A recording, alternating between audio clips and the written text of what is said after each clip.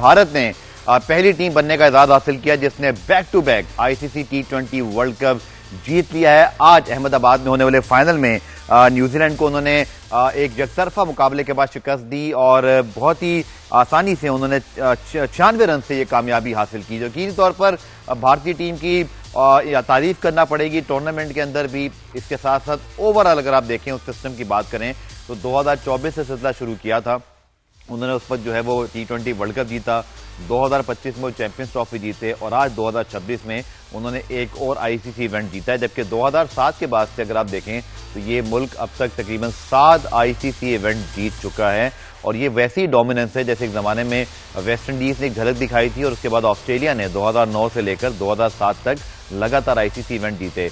क्या अवामिल हैं जिसकी वजह से भारतीय क्रिकेट इतना ऊपर आई, इसके ऊपर बात करेंगे। और आज के मैच में खास तौर पर जो इंडियन डोमिनेंस है उसकी क्या वजह थी, न्यूजीलैंड ने कहाँ गलतियां की, इसके ऊपर तफसीली बात करेंगे। मेरे साथ मौजूद हैं पाकिस्तान के फॉर्मर टेस्ट क्रिकेटर, रुकन सिलेक्शन कमेटी, और 2009 में जब पाकिस्तान T20 वर्ल्ड कप जीता तो उसमें सिलेक्शन कमेटी का ये हिस्सा थे शुएब मोहम्मद साहब। शुएब भाई से पहले मैं आपके पास तजिया लेके लिए आऊं, जल्दी से हम पहले आपको मैच समरी दिखा देते हैं ताकि मैच की जो पूरी रुदाद है वो आपके सामने आ जाए। और आज भारत ने एक मरतबा फिर बैटिंग में जो है वो इंतहाई आउटस्टैंडिंग परफॉर्मेंस दिखाई और 255 रन बना डाले और एक मौके पे तो ऐसे लग रहा था जैसे ये स्कोर 300 के लगभग भी जा सकता है, लेकिन जवाब में न्यूजीलैंड की टीम बासानी 159 रन बनाकर जी आउट हो गई। ये समरी जी आपके पास मौजूद है। 255 में 5 विकेटों के नुकसान पर संजू सैमसन के एक बार फिर इंतहाई शानदार उनका बैटिंग परफॉर्मेंस, उसके साथ साथ आज उनका पूरा साथ दिया ईशान किशन ने भी। इसी तरह का बात करते हैं अभिषेक शर्मा, आज बुलाकर वो फॉर्म में वापस आए।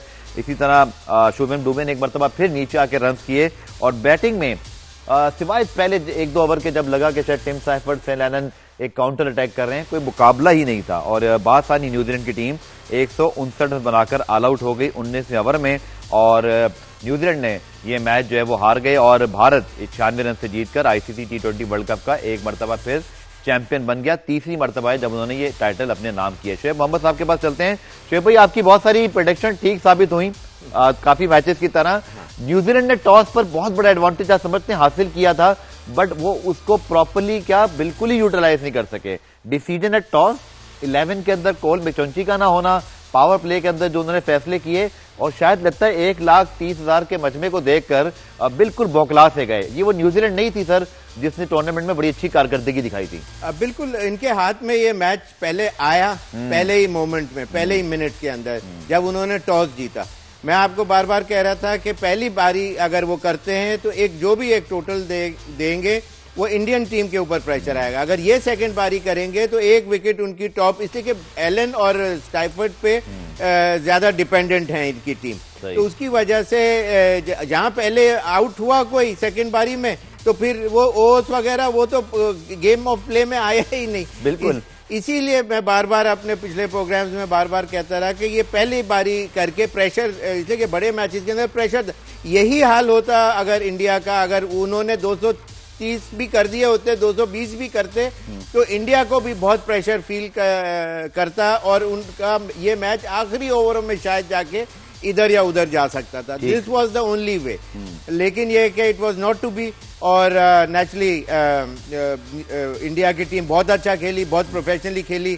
18 बॉल में 51 किए अभिषेक ने, जो कि रिकॉर्ड भी हुआ इस टूर्नामेंट का। तमाम जितने 50 हुए हैं कम बॉलों में वो 19 बॉलों में हुए हैं, इन्होंने 18 बॉल के अंदर किए। लेकिन संजू सैमसन की इनिंग की तारीफ इसलिए मैं करूंगा कि स्टार्ट जो था शुरू में मारने का जो पार्ट था ना, वो संजू सैमसन ने उठा के 1-2 चौके जब मारे तो फिर उसके बाद उसकी बारी आई अभिषेक की, तो उस वक्त उस टाइम तक उसको ब्रीदर मिल गया, थोड़ा सा टाइम मिल गया कि हाँ जी रन ऑन बोर्ड आ गए हुए हैं। और फिर उन्होंने वहां से फिर टेक ऑफ पोजीशन में की और उस वक्त ये 33 पे खेल रहे थे संजू सैमसन और इनके 18 बॉलों में 51 हो चुके थे। बिल्कुल, और जो ओपनिंग पार्टनरशिप हुई जिसका तस्करा आई थिंक इस मैच में बार बार होगा और 7.1 ओवर में 98 रन एक विकेट के नुकसान पे मौजूद थे।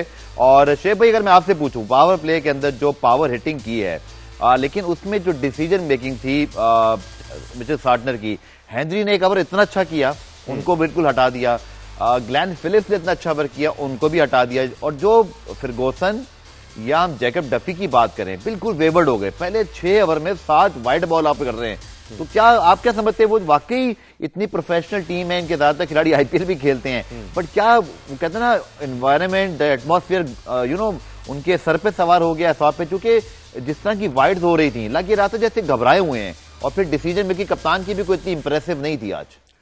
पहला ओवर उन्होंने रीजनेबली अच्छा किया, सिर्फ 7 रन दिए थे, लेकिन ये कि फिर उसके बाद दूसरे ओवर में भी 5 रन ही पड़े।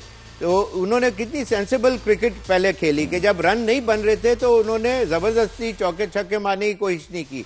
इंडियन बैट्समैन की बात कर रहा हूँ, वहां तक तो नजर आ रहा था कि न्यूजीलैंडर्स कुछ अच्छा कर रहे हैं, लेकिन इसे कि फिलिप्स ने सिर्फ अपने एक ही ओवर जो किया उसमें 5 रन दिए उन्होंने शुरू में, लेकिन उनको इसलिए वापस नहीं लेके आए, मेरा अंदाजा है कि एक ओवर बाज दफा एक ओवर बचा लिया उसने, वही काफी था, इसलिए उसके बाद रिकग्नाइज ज्यादा बॉलर थे, ठीक, तो इस वजह से मेन बॉलर्स को उसने फिर वहां प्रेफर किया।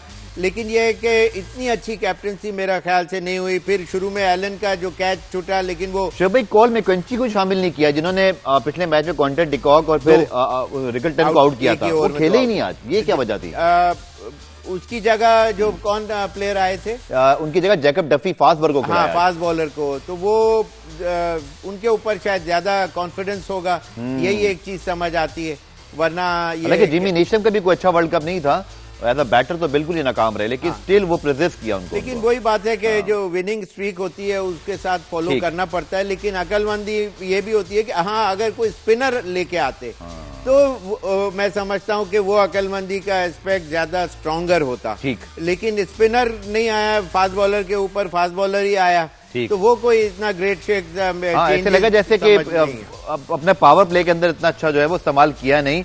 और हमारे साथ ये हमारे नुमाइंदगान भी मौजूद हैं, बदियुज़्ज़मा कराची से ज्वाइन कर रहे हैं, जुल्करनैन शेख लाहौर से, अमरीन हमें ज्वाइन करिए इस्लामाबाद से। पहले मैं जुल्करनैन आपके पास आऊंगा, आपने वर्ल्ड कप कवर भी किया था और बहुत सारी बातें जुल्करनैन आज मैं वो करूंगा जो शायद अच्छी नहीं लगेंगी लोगों को, लेकिन कि हम बस इसी पे खुश होते रहे कि जी इंडिया को हमने बुला दिया तो ओलंपो में खेलने के लिए, आईसीसी इवेंट के अंदर या मीटिंग के अंदर हमने जो है उनको टफ टाइम दे दिया। सर 2007 से लेकर अब तक 7 आईसीसी इवेंट उन्होंने जीतनी है, पिछले 5 साल में उनका तीसरा आईसीसी इवेंट है, बहुत आगे निकल गए हमारे पड़ोसी हमसे इस मामले में। आगे नहीं निकल गए, वो अब चांद पे निकल गए और हम अभी जमीन पर मौजूद हैं। आप ये ना समझिएगा कि हम उनको कोई बहुत आसानी से, सही बात है, हाँ ये जहन में रखिएगा कि क्रिकेट के अंदर जिस तरह अगर आप कहेंगे स्पेस साइंस में अमेरिकन सबसे आगे हैं, तो क्रिकेट साइंस में अब इंडियन सबसे आगे हैं। ये एक हकीकत है, इसको तस्लीम कर लेने में ही आपकी और मेरी जो अंदर आपकी रूह के जो एक इत्मीनान मिलता है वो मिल सकता है। जहां तक है बात पाकिस्तान की, तो आप ये देखिए ना कि आप अगर आप कोई टूर्नामेंट हारते हैं, उस टूर्नामेंट के हारने के बाद आप कर क्या रहे हैं? क्या आप कोई राइट पाथ सिलेक्ट कर रहे हैं? हाँ हमने बहुत अच्छा राइट पाथ सिलेक्ट किया है, एक नेशनल T20 हो रहा है, उसको देख लें, उसकी पिच का स्टैंडर्ड देख लें और उसके अंदर भी रन देख लें। और दूसरा हमने क्या चेंजेस की है, क्या हम सोच रहे हैं? कुछ भी नहीं सोच रहे हम सिर्फ और सिर्फ ब्लेम गेम सोच रहे हैं। अब आप अभी देखें ना, मैं जो सिंपली एक ब्लेम गेम शुरू हो चुकी है, एक हमारे साबिक कप्तान शाहिद अफरीदी साहब की तरफ से कुछ आया, फिर अब क्रिकेट बोर्ड के हल्के ये बता रहे हैं कि वो इंटरेस्टेड थे एज ए चीफ सेलेक्टर अपने आप को लाने में, इसलिए नहीं हुआ। सो हम बिल्कुल वही खेल रहे हैं जो हम 2002 में खेल रहे थे, हम वही बिल्कुल कर रहे हैं जो हम पहले आज से 20 साल पहले कर रहे थे, और उसी अंदाज में हमारे क्रिकेटिंग मैटर्स चल रहे हैं। और क्रिकेट के अंदर मैं तो एक दफा फिर मुबारकबाद दूंगा इंडिया को, मैं फिर अपने इस आर्गुमेंट को रिपीट करूंगा कि जिस तरह क्रिकेट साइंस के अंदर इंडियंस आगे हैं, अभी उनको पकड़ना जो है वो बहुत अच्छा। बदी जो जुल्करनैन ने बात की, मैं भी वही बात करूंगा कि ठीक है बोर्ड फ्रंट पर आईसीसी मीटिंग में, एसीसी में हमारी कामयाबियां हैं, लेकिन अब शायद हमारे यहाँ भी लोग बस ये चाहते हैं कि भाई हमारी टीम भी जीते। ऐसा नहीं है कि बस हम अब इन्हीं बातों पे खुश होते रहें। और लेकिन जो अभी पाकिस्तान की टीम जिस अंदाज से जा रही है, जो सिलेक्शन हुई है, और जो अभी जुल्करनैन ने भी जिक्र किया नेशनल T20 का, अच्छी बात है, पेशावर में बड़े अरसे बाद टूर्नामेंट हो रहा है, लेकिन कोई क्रिकेट स्टैंडर्ड तो बोर्ड ने रेस करना है ना, खिलाड़ियों ने रेस करना है, उसकी तो कोई ऐसी खास झलक अभी फिलहाल तो कोई दूर दूर तक दिखाई नहीं दे रही, बहुत पीछे हैं अब हम।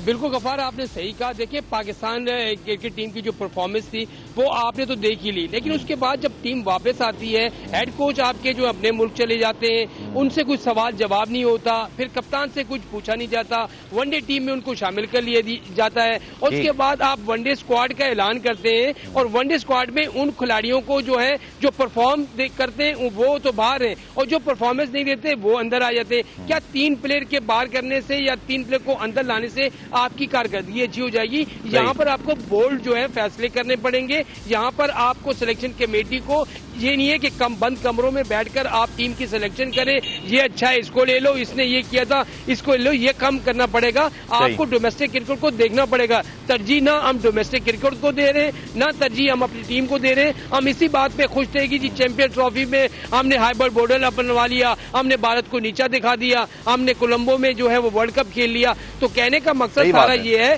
कि ये चीजें तो सही है, वो चेयरमैन पीसीबी ने जो काम किए वो जबरदस्त काम किए, वो अपनी जगह, लेकिन टीम क्या कर रही है मुझे बताएं। आपके स्टार क्या कर रहे हैं, बाबर आजम क्या कर रहे हैं, आपके जो साइम अजूब है, किसी बंदे को जो है 5 मैचेस के बाद टीम से बाहर कर दिया जाता है, और कोई बंदा जो है 70 मैच खेल जाता है, उससे कोई पूछने वाला नहीं है कि तुम्हारी। चलिए बदीम, आपके पास दोबारा आता हूं इसके ऊपर बात करने के लिए। अमरीन को मैं प्रोग्राम में शामिल करता हूं। अमरीन, आप इस्लामाबाद में मौजूद हैं, क्या लगता है आपको जिस तरह की परफॉर्मेंस पाकिस्तान टीम की हुई, क्रिकेट बोर्ड तो चलने को फैसला करेगा, करेगा, हुकूमत बिल्कुल मुतमईन है, या कुछ चेंजेस वगैरह पाकिस्तान क्रिकेट बोर्ड में आने की बात हो सकती है, या जैसे मामला चल रहे हैं ऐसे ही चलेंगे? देखिए, जिस तरह से पहले थोड़ी देर पहले आपने बात की कि अगर इंडिया को आज मुबारकबाद ना दें तो ये गलत ही होगा। आज उन्होंने बहुत अच्छा खेला है, और अच्छा क्या खेला है बल्कि फाइनल का ही दिफा कर लिया, और सबसे ज्यादा T20 जीतने वाली इंडिया जो है वो टीम बन गई। हमारी टीम में संजू सैमसन जैसे खिलाड़ियों, अभिषेक शर्मा जैसे खिलाड़ियों की शदीद कमी है। इस वक्त अगर आप देखें डोमेस्टिक लेवल पर हम बहुत कुछ कर रहे हैं, PSL की तैयारियां कर रहे हैं। आज भी पिंडी में लोगों की रोनमाई हुई। इसके साथ साथ हम डिफरेंट शहरों में बहुत कर रहे हैं, साथ साथ हम अपना वो जो T20 कप है वो भी खेल रहे हैं। लेकिन मुझे बताएं ICC टूर्नामेंट में हम क्या कर रहे हैं? हमें इस वक्त डोमेस्टिक तो जरूरत है ही, उससे ज्यादा बढ़ चढ़कर हमें आलमी सतह पर जरूरत है कोई ना कोई टूर्नामेंट में। की अभी जिस तरह से हमने इतनी बुरे तरीके से सुपर 8 तक की तरह अल्लाह अल्लाह करके आई गए, लेकिन हम उससे आगे नहीं बढ़ पाए। ये सबसे बड़ी हमारी नाकामी। आज इंडिया की जीत सिर्फ और सिर्फ ये करिए, जिस तरह से आपने थोड़ी देर पहले कहा ना कि हम जो क्रिकेट खेल रहे हैं हम बहुत पीछे, और इसमें कोई शक नहीं, इंडिया हमसे क्रिकेट में बहुत आगे निकल चुका है। ये बातें इनको पीछे छोड़ देना चाहिए जी, वो हैंडशेक और ये इन तमाम चीजों से हटकर। बिल्कुल, आपने बिल्कुल सही बात